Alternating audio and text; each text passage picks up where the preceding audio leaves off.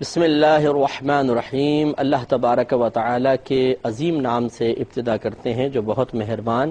نہایت رحم والا ہے۔ الحمدللہ درس بخاری کا سلسلہ جاری و ساری ہے اور حدیث نمبر 41 پر ہمارا کلام چل رہا ہے، اور اس میں چونکہ بہت عظیم اصلاحی نکات پوشیدہ ہیں، اس لیے غالباً یہ چھٹا پروگرام ہے جو اس حدیث پاک پر ہم کر رہے ہیں۔ نبی کریم صلی اللہ علیہ وسلم کے بارے میں سیدہ عائشہ صدیقہ رضی اللہ تعالی عنہا نے اس حدیث میں بیان کیا کہ سرکار حجرے میں تشریف لائے تو میں کسی عورت کے ساتھ بیٹھی ہوئی تھی۔ نبی کریم صلی اللہ علیہ وسلم نے اس عورت کے بارے میں کویسچن کیا کون ہے، تو میں نے بتایا کہ یہ فلانا عورت ہے، اور پھر میں نے کہا کہ اس کی نمازوں کا بہت چرچا ہے، یعنی مشہور ہے اس کی نمازیں، کثرت نماز کا چرچا ہے۔ نبی کریم صلی اللہ علیہ وسلم نے مجھے خاموش کروایا اور پھر ارشاد فرمایا کہ تم پر اتنی عبادت کرنا لازم ہے جس کی تم طاقت رکھتے ہو۔ اللہ تبارک و تعالیٰ تمہیں اجر و ثواب دیتے ہوئے ہرگز نہیں اکتائے گا، تم نیک عمل کرتے کرتے اکتا جاؤ گے۔ پھر ارشاد فرمایا کہ نیک عمل اللہ تعالیٰ کی بارگاہ میں وہی زیادہ پسندیدہ ہے جو استقامت کے ساتھ کیا جائے، یعنی اس کا کرنے والا اس استقامت کے ساتھ کرے۔ اس پر آخری حصے پہ ہمارا کلام چل رہا تھا کہ نبی کریم صلی اللہ علیہ وسلم نے ہمیں کثرت سے اور بہت زیادہ نیک اعمال کی ترغیب نہیں دی ہے، بلکہ ہمیں یہ ارشاد فرمایا کہ تھوڑے نیک عمل اختیار کرو لیکن استقامت کے ساتھ۔ تو یہاں پہ وہی پھر نیک اعمال مراد ہوں گے جنہیں ہمیں اختیار کرنے کے سلسلے میں با اختیار بنایا گیا ہے کہ کرو نہ کرو، کم کرو زیادہ کرو۔ تو اس لیے پھر ہمیں سوچنا ہوگا کہ وہ کون کون سے نیک اعمال ہیں کہ جن میں اختیار ہو سکتا ہے، اور کون سے نیک اعمال ہیں جن میں ہم گویا کہ مجبور کر دیے گئے ہیں، مجبور محض، اس میں کوئی چوائس نہیں، کرنے ہی ہے، انہیں پھر علیحدہ رکھیں گے۔ جن میں ہمیں اختیار دیا گیا ہے، چوائس کا ہمیں اختیار ہے، اس میں پھر کمی بیشی کر سکتے ہیں۔ اس میں تفصیل آپ کو بتائی تھی کہ فرض، واجب اور سنت موقدہ اس کو تو کرنا ہی پڑے گا، اس طرح حرام، مکروہ تحریمی، اِساعت انہیں چھوڑنا ہی پڑے گا۔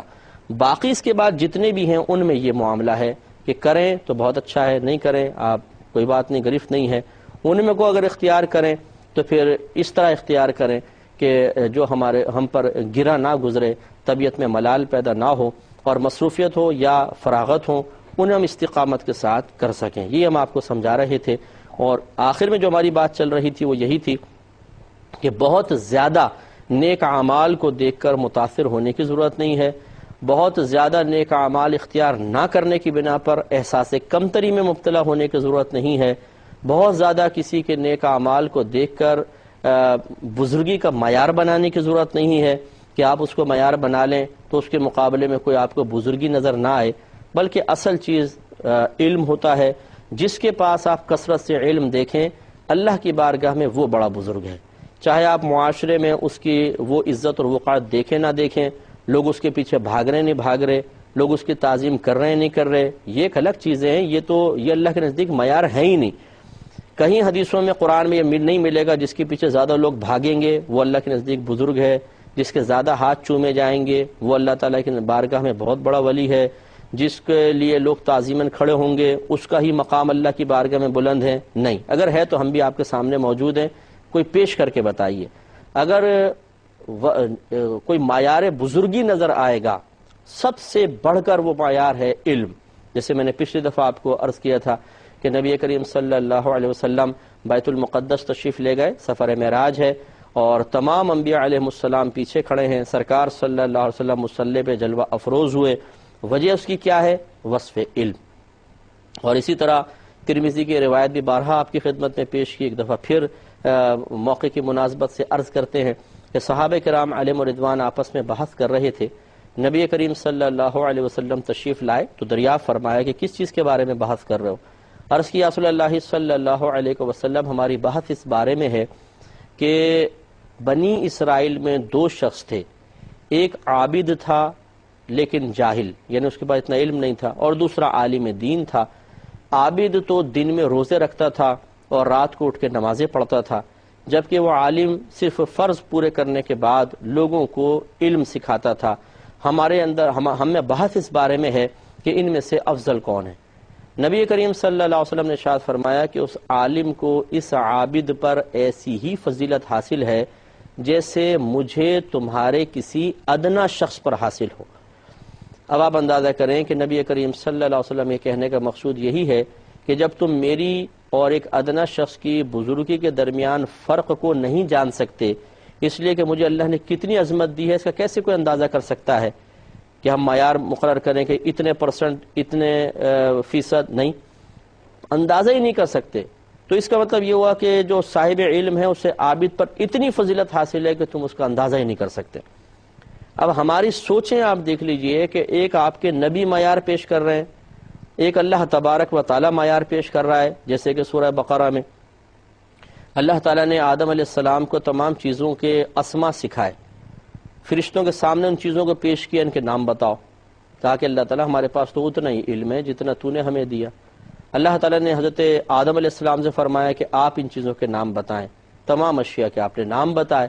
اس سے اللہ تبارک و تعالیٰ نے ثابت فرمایا کہ چونکہ آدم علیہ السلام کے پاس علم ہے، علم زیادہ ہے، تو وہ فرشتوں سے بھی افضل ہیں، اور اس کا نتیجہ یہ نکلا کہ تمام فرشتے آپ کے سامنے سجدہ ریز ہوئے اللہ تبارک و تعالیٰ کے حکم سے۔ حالانکہ حضرت آدم علیہ السلام نے تو کوئی عبادات ریاضات ابھی کی نہیں تھی، اور فرشتے تو معصوم مخلوق ہیں، جب سے ان کو پیدا کیا رات دن بغیر تھکے وہ نمازیں پڑھ رہے ہیں، عبادت کر رہے ہیں، جو بھی اللہ نے ان کے لیے اعمال مختص فرمائے ہیں کہ ڈیوٹیز مختلف ہوتی ہیں وہ کر رہے ہیں اطاعت باری تعالیٰ۔ لیکن اس کے باوجود آدم علیہ السلام کو افضلیت کیوں حاصل ہوئی؟ وصف علم کی وجہ سے اللہ نے اسی کی نشاندہی فرمائی۔ تو اب اللہ تعالیٰ کی بیان کردہ دلیل ہمیں سمجھ میں نہ آئے، ہمارے نبی کریم صلی اللہ علیہ وسلم صراحتاً کھل کر واضح الفاظ میں عالم کو عابد پر فضیلت دیں، ہمارا ذہنی قبول نہ کرے، ہم وہی بزرگی کے معیار بنائیں کہ بس جو آئے پیر صاحب بن گئے کوئی، اگر بالفرض دیکھیں میں پیروں کے خلاف نہیں ہوں، ہمارے سر کے تاج ہیں، میں خود بیعت کرتا ہوں، میں خود ایک پیر ہوں، اگرچہ میں اعلانیہ طور پہ نہیں کرتا ہوں، لیکن بہرحال تو یہ کوئی خدا نخواستہ منفی تصور قائم نہ ہو کہ جی یہ پیروں کے خلاف ہیں، کوئی پیروں کے خلاف نہیں۔ میں آپ کو ایک تو ہاں ڈبے پیروں کے میں بہت زیادہ خلاف ہوں، جعلی پیر، ڈبے پیر جو لوگوں کو دھوکہ دے کر ان کی جیبیں خالی کروا رہے ہیں، ان کے میں خلاف ہوں، اور سب کو ہونا بھی چاہیے۔ میں اصل میں ایک عوامی سوچ آپ کو کی غلطی کی نشاندہی کر رہا ہوں کہ ہم یہ سمجھتے ہیں کہ اگر کسی کے ساتھ لفظ پیر لگا ہوا ہے وہ ضرور اللہ کا ولی ہوگا، اور اگر کسی کے ساتھ لفظ عالم ہے، مفتی ہے، اس کے پاس کوئی بزرگی نہیں ہوگی۔ یہ آپ کی میجر مسٹیک ہے۔ ہم نے آپ کو پہلے یہ کہا، اور ہم تمام جتنے بھی مشائخ اعظام ہیں ان کی خدمت میں بھی دائرہ ادب میں رہ کر، اور وہ عوام الناس کے جو یہ ایک معیار بناتی ہے ان کی خدمت میں بھی دائرہ ادب میں رہ کے عرض کرتے ہیں کہ ایک قرآن کی آیات یا حدیث تو ایسی لائیں جس میں پیر کا ذکر کر کے اللہ تعالیٰ یا رسول نے کوئی فضیلت بیان کی ہو، کہیں نہیں ملے گی۔ اگر پیر کی فضیلت ہے تو اس کے علم کی وجہ سے ہوگی، یعنی میدان معاشر بھی اگر مقام ملے گا، اس لیے نہیں کہ آپ پیر تھے،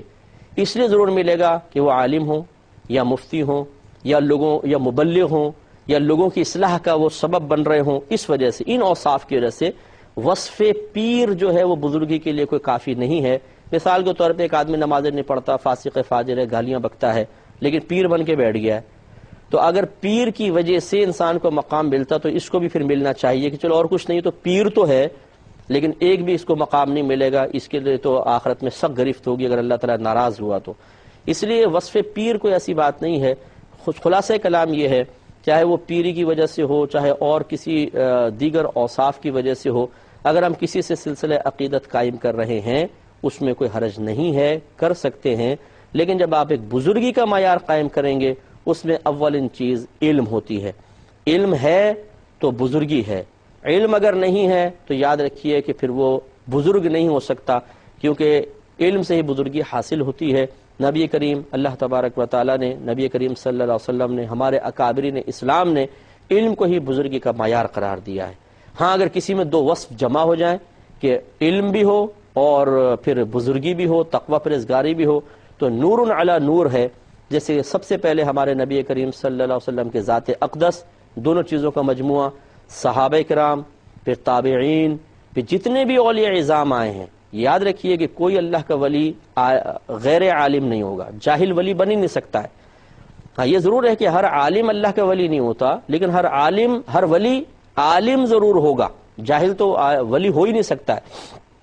چاہے ہم اسے ولی کہتے رہیں۔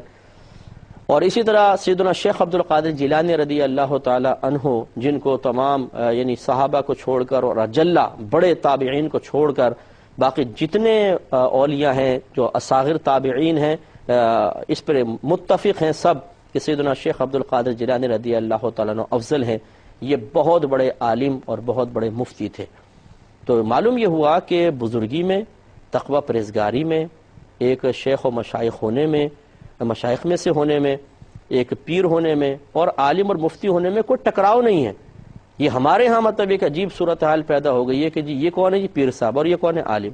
یعنی پیر صاحب ایک الگ مقام ہے، عالم اور مفتی ایک الگ مقام ہے. نہیں، یہ دونوں ایک دوسرے سے کے لیے لازم اور ملزوم ہیں.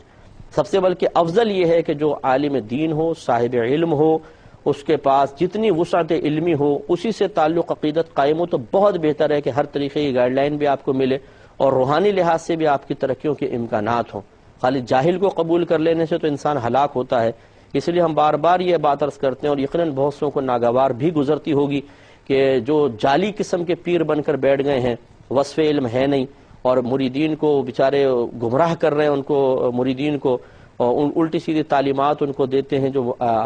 تعلیمات اسلامیہ کے برعکس خلاف ہے وہ. اور اس کی ایک بڑی علامت یہ ہوگی اس قسم کے غلط قسم کے لوگوں کی کہ وہ علماء کے خلاف ہوں گے، ہمیشہ مفتیان کرام کے خلاف ہوں گے. عالم کا، مفتی کا، صاحب علم لوگوں کا ذکر انتہائی حقارت کے ساتھ اپنے متبعین کے سامنے کریں گے. اس کی وجہ کیا ہے؟ تاکہ متبعین علماء سے بدظن ہو جائیں، مفتیان کرام سے بدظن ہو جائیں، صاحب علم لوگوں سے بدظن ہو جائیں. فائدہ کیا ہوگا؟ پھر اپنی بزرگی چمکے گی، کیونکہ وہ گرفت کرنے والا تو ہوگا نہیں، وہاں یہ جائیں گے نہیں تو ہدایت نہیں ملے گی. پھر میں ہوں گا اور یہ ہوں گے، اور اس طریقے سے پھر وہ اپنے گرد جمع کر کے گمراہ کرتے ہیں. تو وہ ہمارے مشائخ جو ہمارے سر کے تاج ہیں وہ وہی ہیں الحمدللہ، جو صاحب علم بھی ہیں، متبع سنت بھی ہیں، اور علم اور علماء کی عزت، وقعت اور عظمت اپنے مریدین کے قلب میں پیدا کرتے ہیں اور خود بھی تعظیمی معاملات کرتے ہیں. یہ بڑی بزرگی والے لوگ ہیں. ایسے لوگوں سے تعلق قائم رکھیں، یہ بہت اچھی بات ہے. اور بزرگی کا اولاً معیار علم ہے. یہ آپ میدان محشر میں دیکھیں گے، نہ میں اپنی کوئی بات کہتا ہوں، نہ آپ اپنی سوچ اور فکر کا نتیجہ پیش کریں. ہم اللہ تعالیٰ کے نبی سے پوچھتے ہیں. نبی کریم صلی اللہ علیہ وسلم نے ارشاد فرمایا کہ میدان محشر میں شہداء بھی آئیں گے، علماء بھی آئیں گے. اللہ تعالیٰ شہیدوں سے فرمائے گا تم جنت میں جاؤ، اور علماء اسلام سے فرمائے گا کہ تم ٹھہر جاؤ اور لوگوں کی شفاعت کرو.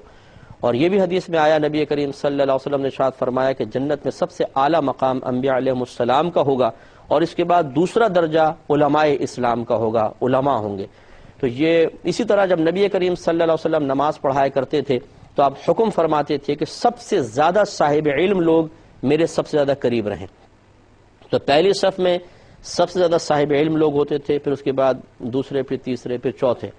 اور یہ یاد رکھیں، اس پہ اتفاق ہے کہ صحابہ کرام علیہم الرضوان میں جو مجتہد صحابہ تھے، جن کا علم زیادہ تھا، فتویٰ دینے کی صلاحیت رکھتے تھے، اور نبی کریم صلی اللہ علیہ وسلم کے کلام سے اور قرآن عظیم کی آیات مبارکہ سے مسائل اخذ کرنے کی صلاحیت رکھتے تھے، وہ تمام صحابہ میں افضل مانے جاتے ہیں.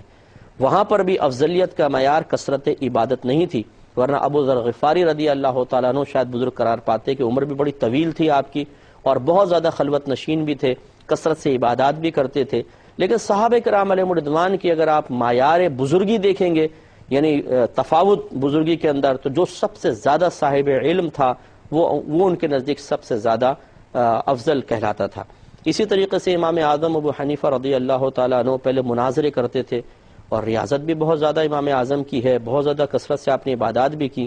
لیکن جب آپ مناظرے فرماتے تھے تو اس کے بعد پھر آپ مائل ہوئے علم فقہ سیکھنے کی طرف، اور اس میں پھر پوری زندگی گزار دی، جس کا ایک سبب یہ بیان کیا گیا ہے کہ اللہ تعالیٰ نے آپ کے قلب میں یہ بات ڈالی کہ آپ نے غور و تفکر کیا کہ صحابہ کرام علیہم الرضوان یہ مناظرے وغیرہ بحثوں میں نہیں پڑھتے تھے، بلکہ وہ قرآن و حدیث سے مسائل نکالتے تھے، لوگوں کو بتاتے تھے، فقہ میں گہری دلچسپی رکھتے تھے. لہٰذا امام اعظم کا دل پھر مناظرے سے اچاٹ ہوا اور آپ اس طرف مائل ہوئے، اور آپ نے خاص طور پر پھر دروس اختیار کیے اور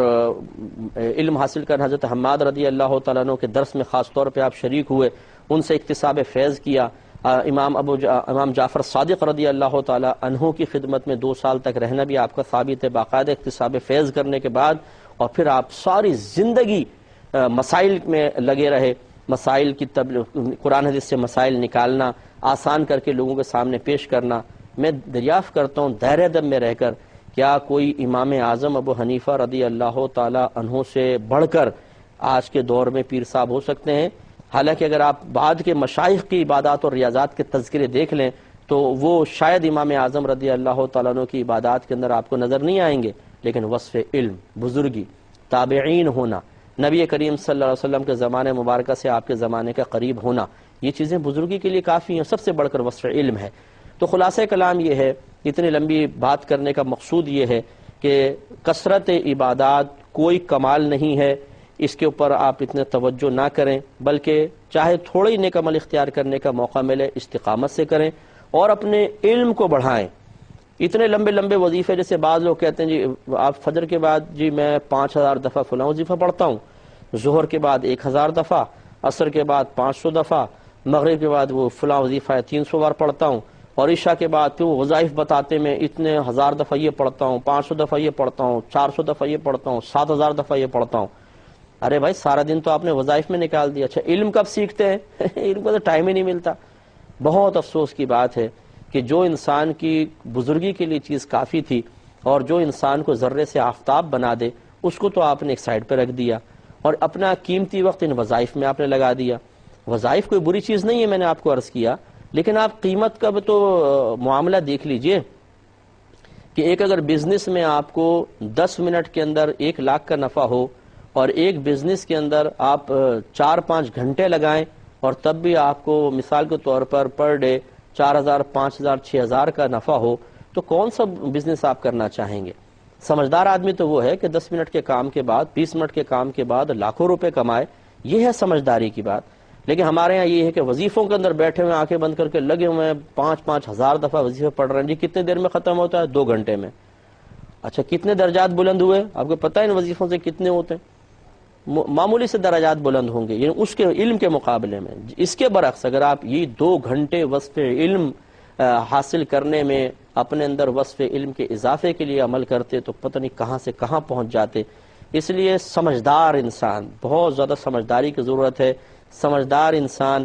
چیزوں کو دیکھ کے متاثر نہیں ہوتا ہے، سمجھدار انسان اپنے نبی کریم صلی اللہ علیہ وسلم کی تعلیمات سے متاثر ہو کر اپنے عمل کی بنیاد رکھتا ہے،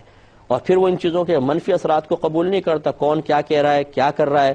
یہ اس کے نزدیک بالکل بے وقعت ہوتے ہیں، اس لیے کہ اصل معیار اس کے نبی کا قول ہے، اصل معیار اس کے نبی کریم صلی اللہ علیہ وسلم کی تعلیمات ہیں، ان کے اوپر پھر وہ عمل کی بنیاد رکھتا ہے۔ تو اس لیے یہی ہم آپ کو مشورہ دیں گے، اچھا مشورہ دیں گے، قیمتی مشورہ دیں گے، اور انشاءاللہ وہ مشورہ دیں گے کہ اس کے خلاف اگر کوئی پیش کر دے ہماری تعلیم کو، یہ جو ہم آپ کو عرض کر رہے ہیں اس کے خلاف اگر یہ غلط ہے یا ناقص ہے، کوئی ثابت کر کے بتائے، تو پھر ہم جانیں کہ واقعی یہ کوئی ہے بڑا کوئی بزرگ ہے، لیکن ایسا ہوگا نہیں انشاءاللہ۔ وجہ اس کی یہ ہے کہ ہم تو اللہ تعالیٰ اور اس کے رسول کا وہ پیغام آپ کی خدمت میں عرض کر رہے ہیں جس میں کسی تبصرے کی گنجائش نہیں ہے، 100% پرفیکٹ ہے، اسی کو اختیار کریں۔ زندگی رہی تو انشاءاللہ نیکسٹ پروگرام میں اگلی حدیث پر کلام کا آغاز کریں گے۔ اللہ تعالیٰ اسے بھی سننے کی توفیق عطا فرمائے، آمین۔ وآخر دعوانا ان الحمدللہ رب العالمین۔